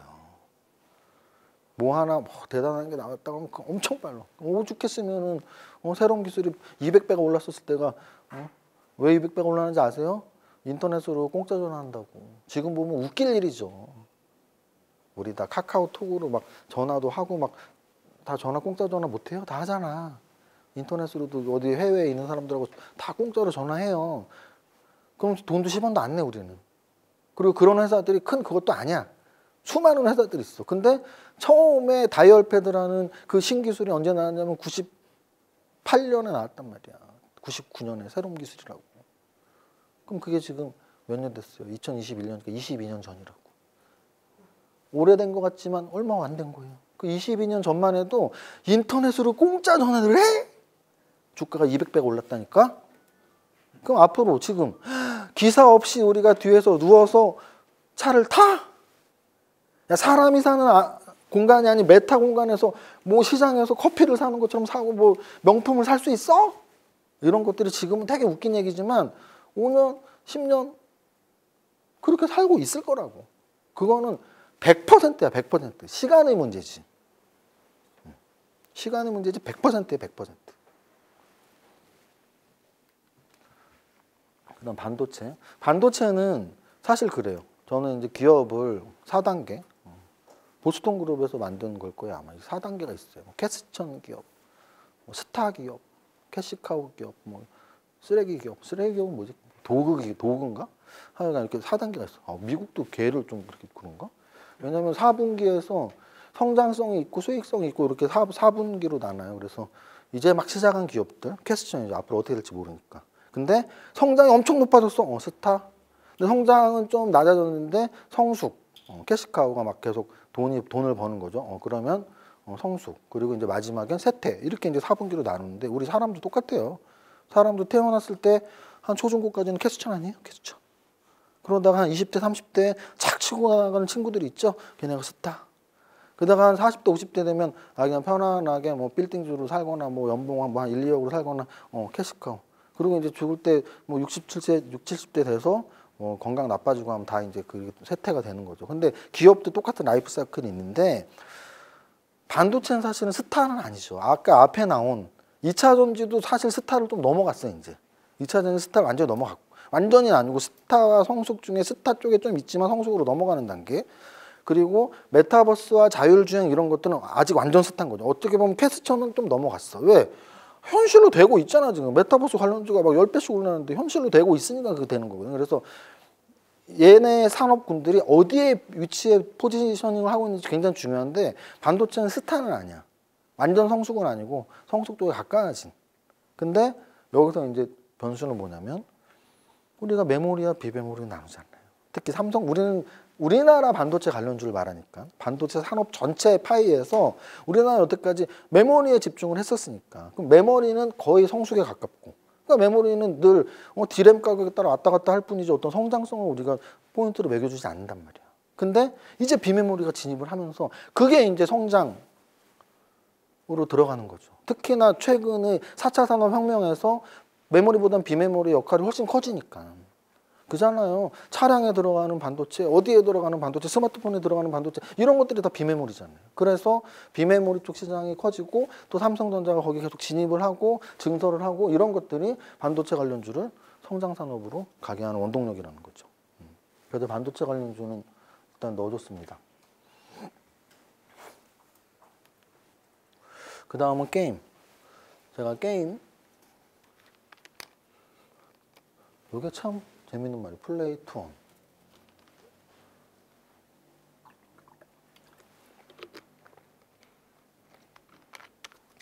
사실 요즘에 NFT나 이런 위메이드가 이런 거 엮여갖고 플레이 투 원이라는 말이 많이 생겼는데, 우리 그런 말 예전에 있지 않았어요? NC소프트에서 무슨 검 이름이 있던데, 뭐 1억짜리 검이 있대. 그 검 열심히 막 뭐 광물 캐고 뭐 사람들 죽이고 해갖고 그거 하면은 뭐 서로 주고 팔고 뭐 이런 거 있었대요, 실제로 중고 거래. 그리고 저는 그런 걸 느꼈던 게, 저는 온라인 피파 현질을 했었다니까. 500만 원 이상 했었어요. 내 구단 가치를 초딩들이 보면 아 대박, 뭐 아재지 막 이러면. 왜냐면 축구는 못 하거든. 그 온라인 피파가 축구를 하면서 구단을 관리하는 건데, 저는 구단 관리 그 욕심이 있어갖고 레전드 선수들을 영입하기 위해서 막 현질을 해서 구단 가치 엄청 좋은데 축구는 못해. 그러니까 아재 얼마 썼어? 막 이러는. 근데 걔들 중에 이 싸가지 없는 애들이 욕을 해. 병신이네 막 이러면서 축구를 못하니까. 그래갖고 내가 막 차단시키는 거 막 힘들게 해갖고 막 귓속말 차단 이런 거 막 하고 했었는데, 온라인 피파의 기본이 현질해서 구단 사는 거였거든요. 근데 그 구단 사려면 막 이렇게 머니가 있어, 온라인 머니. 근데 그거를 한 게임 포카몬이도 똑같아. 뭐 이렇게 어디서 중고 사이트에서 살 수 있더만. 그래서 저도 그런 거래 한번 하려다가 그냥 게임 상에서만 샀었는데, NC소프트의 그런 리니지도 마찬가지고. 그래서 사실은 이런 게임에서 플레이 투 원을 개인적으로 또는 중개거래 사이트를 통해서 하는 적은 있었던 거죠. 근데 이제 그게 게임 내에서 하는 거로 바뀌는 거죠. 그렇게 따지면 사실 기술적인 부분만 모든 게임사들에서 접목을 시키면 모든 게임은 다 플레이 투 원이야. 모든 게임 확실해요. 근데 아직 기술이 접목이 안 됐을 뿐이지. 그걸 위메이드가 먼저 한 거고. 그러면은 위메이드가 지금 막 10배, 20배 갔는데 어떤 게임주에서 어떤 플레이 투 원이 나올지 모르는 거거든요. 그럼 게임주는 계속 지켜봐야지. 봐야 돼요. 저런 거예요. 제약바이오랑 똑같아. 제약바이오가 지금 굉장히 성장 산업으로 우리나라에 자리매김을 했어요. 최근 한 6개월 별로 움직임이 없었어요. 그냥 코로나 관련주들만 좋았지만, 저는 주식을 오래 했잖아요. 최초로 야 바이오가 뭔지 뭐 이런 상장되게 마크로제냐 마크로제. 그때만 해도 바이오가 뭔지도 몰랐어 사람들. 저도 몰랐죠. 근데 뭐 쥐새끼를 어떻게 하고 어떻게 하는 거래. 아 그래? 제약이 뭐예요? 약을 만들다잖아. 얼마나 쉬워 우리 한자 세대. 바이오? 바이오가 뭐야? 몰라 바이오. 나도 몰라. 아직도 모르겠어 바이오가 뭔지. 근데 마크로젠 이후로 뭐 이렇게 하나씩 나오는 거야 자꾸. 바이오 기업들이 나오는데, 예전에는 끼케야 1000억, 2000억, 3000억. 저는 시가총액으로 말하니까 1000억, 2000억, 3000억, 5000억 뭐 이랬다고요. 제가 블로그를 2015, 16년부터 운영했는데, 그때부터 저는 성장 산업에 워낙 관심이 많은 투자자니까 그때 제가 제약바이오 특집을 한번 했었어요 블로그에. 그때 뭐를 했었냐면 1조 이상 빅 제약바이오 시총을 보니까. 근데 그 당시에 거래소 3개, 코스닥 3개였다고. 1조 이상. 요즘 시총을 모르면 놀랍지도 않겠지만 요즘 시총을 알면 정말 놀라운 거죠. 왜? 아니 거래소 탑10 안에 지금 삼바가 들어있고, 뭐 탑10 살짝 밀리랑 말랑하고 있는 애가 셀트리온이 있고, 심지어는 코스닥으로 넘어가면 요즘에 뭐 게임주나 뭐 좀 애들이 올라가 있지만 2차전지 애들이 올라가 있지만 아직도 1조 이상 제약바이오주는 수십 개가 있어. 수십 개. 몇 년 만에? 5년 만에. 5년 만에 1조 이상 제약바이오주가 수십 개가 있다고. 수십 개. 그러면 걔네들은 어떻게 1조 이상이 됐을까요? 걔네가 막 대단한 걸 했을까요? 아니에요. 펀딩 잘 받았어. 일단 펀딩 잘 받으면 시가총액이 커지지. 왜? 생각해 보세요. 시가총액이라는 건 그 회사의 가치잖아. 근데 와 우리 뭐 S대 출신 뭐 갖고 뭐 연구하는데 돈 좀 줘봐. 근데 와 제약바이오 막 올라가면 1조 2조야. 최초 투자자는 10배씩 먹는단 말이야. 또 100배 먹을 때도 있어. 그럼 돈이 안 몰리겠냐고. 몰리지. 얼마가 몰려요? 1000억이 몰려. 제로인 회사가 1000억이 몰리고 그 1000억이 상장이 되면서 1조가 되는 거란 말이에요. 그래서 1조 이상이 지금 수십 개가 있어. 그런데 지금 만약에 내가 투자자야. 내가 투자자면 제약바이오 투자하겠어요? 게임에 투자하겠어요? 나는 게임에 투자할 것 같은데? 너무 당연한 거예요. 돈의 흐름은. 제약바이오도 어차피 신약 개발 안 하면 꽝이거든. 실제 꽝 난 게 얼마나 많았냐고. 5조까지 갔다가 상장 폐지된 애들도 있었단 말이야. 코오롱, 티슈진, 신라젠 지금 걸려 있지. 그리고 거의 10조까지 갔다가 밀려 있던 애들이 얼마나 많아. 근데 게임주는 안 그렇잖아. 게임주는 지금 3천억에서 3조 되고 1조가 10조 되고. 그럼 내가 돈 많은 벤처 투자자야. 그럼 요즘에 어디에 투자해요 다? 코인 거래소, 게임. 이쪽에 투자하는 거 맨날 나오잖아요 기사에. 어디에서 펀딩을 1,000억을 받았네, 2,000억을 받았네. 그 펀딩을 받는다는 얘기는 10개 중에 한두 개는 언젠가 사기꾼 회사로 판명나서 아웃될 수도 있지만 그 때까지 또는 한두 개 아웃돼도 이 게임 산업은 계속 올라간다는 얘기야. 그러니까 뭐 게임 죽었어요 이런 질문 할 필요가 없어. 만약에 게임 죽었어요 질문하려면 예전에 제약바이오주 내가 예전에 블로그 할 때 그것도 5년 전인데 가시오가피 원료로 만드는 회사가 있었어요. 회사 이름 아시는 분? 내추럴 엔도텍. 와, 저 정확하시네. 제가 그때 블로그에도 썼었어요. 그 제가 1조 이상 되는 대여섯 개밖에 안 되는 기업에 내추럴 엔도텍이 있었다고. 가시오가피로 건강기능식품을 만드는데 뭐야 이 홈쇼핑 방송에서 매출이 그냥 한번 방송 나가면 100억씩 터지는 거야. 그때만 해도 신약개발 이런 것도 별로 없을 때니까 5년 전이니까 그 건강기능식품 하나로 그 1조가 갔어요. 근데 그게 뭐 가시오가피에 뭐가 좀 다른 원료가 섞여 있어 이런 악재가 나오면서 하한가를 따당땅땅땅 맞아가지고 거의 5분의 1 토막이 났어. 그래서 내가 갖고 있었거든. 1억 정도 갖고 있었던 것 같아. 그래서 내가 중간에 손절을 했는데 뭐 한 100만 원 남겨놨어요. 그리고 블로그에도 썼었는데 이걸 남겨놓은 이유는 평생 기억하기 위해서다. 이런 멋진 말. 내 죽음을 알리지 말라 뭐 이런 거예요. 내가 이걸 남겨놓은 이유는 내 머릿속에 평생 이 치욕을 기억하기 위해서다. 그러면 1조짜리가 5분의 1 토막 났으면 이제 제약바이오는 끝났어야지. 그 이후에 한두 개인가? 코오롱, 티슈진, 신라젠? 그럼 제약바이오는 지금 다 빵원 됐어야 돼. 아니거든. 아니거든. 여전히 10조, 5조 추도록 빡빡해요 지금 제약바이오주가. 그 얘기는 저는 게임 산업은 이번 NFT 이걸로 완전 한 단계 레벨업 됐다. 그럼 지금 아직 NFT 기술력이 안 돼 있는 수많은 게임 회사들이 분명히 거기 접목을 안 시키면 바보지. 서울대 의대 나온 교수님들이 다 제약바이오도 차렸듯이 서울대 공대 나온 애들이 이제 다 게임 다 차린다니까. 그럼 그 돈이 다 몰린다니까. 이런 정도의 통찰력이 있어야 주식투자를 하는 거예요. 뭐 끝났어요 물어볼 필요도 없어. 끝난 종목은 있겠지. 그래서 지금 내가 테마를 또는 업종을 중요하게 말하는 거죠. 끝난 종목은 있겠지. 코오롱, 티슈진, 신라젠처럼 끝나는 종목은 있겠지. 하지만 제약바이오 산업이 아직도 1조 이상의 수십 개 있는 것처럼 게임주에서 끝나는 종목은 있겠죠. 업종은 앞으로 훨씬 더 성황을 이룰 것이다. 왜? 저는 산업의 발전을 그렇게 봐요. 오늘 컨디션 좋긴 한데 지치지가 않지? 근데 몇 개 안 남았어요. 이거 6개째인가 그러니까 8테마 하고 10분 쉴 거니까 한 10분 하면 될 것 같아요. 저는 산업의 성장을 그렇게 봐요. 우리나라, 특히 우리나라는 두 가지가 충족이 되면 돼요. 돈하고 사람 너무 당연한 거 아니에요? 거기다 플러스 하나 더 하면 정부 정책. 돈, 사람, 정부 정책 이것만 엮이면 그 산업은 무조건 발전해. 근데 우리나라에서 제일 똑똑한 사람들이 서울대 의대 갔잖아. 그래서 그 똑똑한 사람들이 제약바이오 회사를 차리고 수많은 돈이 몰려들었어. 제약바이오 산업이 발전 안 하면 바보지. 무조건 발전한다니까. 근데 똑똑한 사람들이 서울대 의대만 간 건 아니거든. 사실 의대 전에 그러니까 요즘 한 50대 분들 40대까지 원래는 의대가 1등이 아니었어요. 그 전에 물리학과가 1등 때도 있었고 전자공학과가 1등일 때도 있었어. 그 똑똑한 애들이 벤처도 만들고 한 거예요. 근데 걔들이 이제 완전히 그걸 잡은 거야, 기회를. 게임에서 무조건 차린다니까. 뭐 인력들 막 해갖고 NFT랑 엮여갖고 수많은 게임에서 전성시대가 될 거라고 저는 생각해요. 근데 이제 정부 정책이 중요한 거지. 돈도 분명히 모일 거예요. 근데 정부 정책에서 사실은 제약바이오도 정부 정책에서 좀 삐끗삐끗 되는 게 있어요. 뭐냐면 우리나라에서 뭐 반도체 회사들을 갈구는 적 있나? 조선 사업을 갈구는 적은 없어요.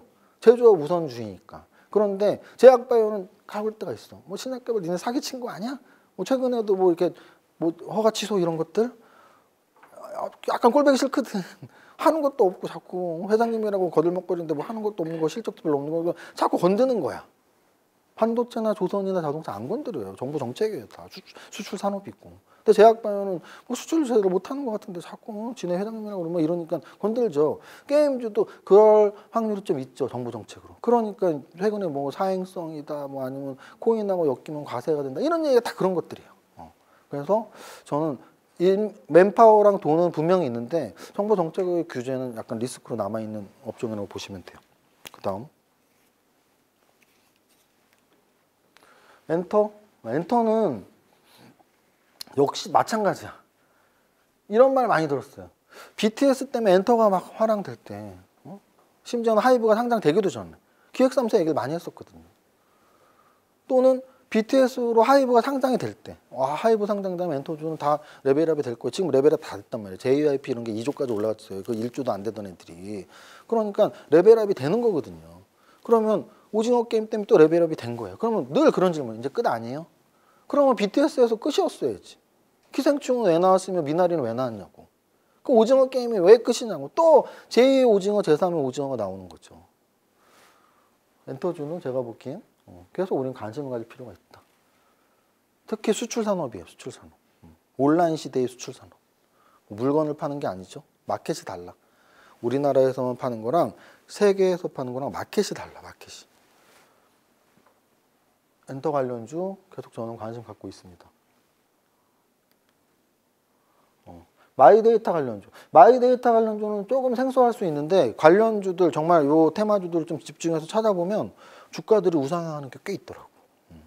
그래서 여기 약간 지금까지 말했던 거에서 약간 변방에 있는, 그러니까 주도 섹터는 아닌데, 그래서 이게 좀 순서 제가 늘 말씀드리죠. 이 테마의 순서도 중요해요. 갈수록 약간 변방이 있는. 그러면 얘는 약간은 변방이야. 왜냐면 우리나라 법과 관련됐으니까. 그래서 국내 마이데이터 시범 수업이 시작됐고 내년에 정식 되고 있고 요 관련주들이 있어요. 근데 관련주들이 좀 잘 움직이더라고. 그래서 요거 내년까지도 계속 잘 갈 것 같은데 이제 12월이니까 12월 1월 달에 잘 갈 것 같은데라는 생각이 들어서 이렇게 선정을 했고요. 마이데이터는 결국은 개인 신용에 대한 이야기예요. 그래서 마이데이터는 금융뿐 아니라 전 산업군으로 확산, 그래서 금융뿐 아니라 뭐 의료, 부동산, 생활 뭐 이런 쪽에 다 써 있고 개인의 정보를 주체적으로 관리, 업체는 맞춤형 서비스, 시행일 2022년 1월, 그러니까 딱 지금이잖아, 지금. 관련주들이 있는데 제가 이따 말씀드리도록 하고, 이게 8개 중에 마지막이네요. 8개 중에 마지막이 이제 소비재인데요. 소비재는 성장주니 사실은 소비재는 성장 산업은 아니에요. 성장 산업은 아닌데 이 소비재의 특징이 있어요. 소비재의 특징은 뭐냐면 브랜드 가치에 따라서는 산업 내에서 계속 주도적으로 올라갈 수 있는 힘들은 있거든요. 그래서 예를 들어 의류 쪽에서 F&F나 또는 과거로 치면은 라면, 불닭볶음면의 삼양식품이나 이런 것들이 딱 그 브랜드가 막 커졌을 때 굉장히 우상향할 때가 있단 말이에요. 그래서 또는 뭐 2015년에 화장품 관련주들이나 화장품 관련주가 그때 주도주였어요. 한 1년 반 동안. 1년 반 동안 화장품 관련주가 주도주였어요. 그래갖고 소비재 쪽에서도 상황에 따라서 주도할 때가 있는데 그럼 지금은 소비주들이 어떠냐? 굉장히 안 좋은 상황이에요. 우리가 이유는 다 알잖아요. 코로나 때문에 굉장히 안 좋아요. 그래서 굉장히 안 좋은데 그래도 소비주 안에서 저 성장의 모습을 보이는 소비주들이 있으니까 걔네들은 오늘 포트폴리오 관점에서 오늘 사실 기술 성장주들이 앞에 7가지가 다 기술 성장주예요. 근데 거기에 플러스해서 소비주 좀 보자. 뭐 이 정도가 오늘 테마에 대한 이야기고요. 밸런스 금융그룹과 행복한 부자. 야, 너도 할 수 있어? 할 수 있다고 여기까지 하면 됩니다. 그래서 말씀드렸지만 일부 수업은 여기까지 여기까지가 안 중요하냐? 엄청 중요하죠. 아까 말씀드렸던 5단계가 뭐라 그랬죠? 탑다운으로 시장을 분석하고 업종을 찾아보고 업종 내에서 탑픽 종목을 선정해서 언제 팔고 언제 팔지 결정을 하고 한 종목 한 종목이 모여있는 포트폴리오 운영을 잘하자. 이 5단계를 꼭 기억하세요. 내 종목 팔아야 돼요. 어떤 종목 사야 돼요. 보다 이 5단계를 꼭 기억하시고, 그리고 5단계는 거의 룰이죠. 자신 룰을 만들고 그 다음에 수업했던 건 8개의 테마들, 오늘 8개의 테마들은 마지막 소비재 빼고는 대부분 기술성장주예요. 저는 기술성장주가 올해도 거의 압도적이었다고 보고 내년에도 계속 그 흐름은 이어진다고 보고 있거든요. 그래서 오늘 테마 8개까지 픽을 했고 잠깐 쉬었다가 10분만 쉬었다 다시 하겠습니다. 감사합니다.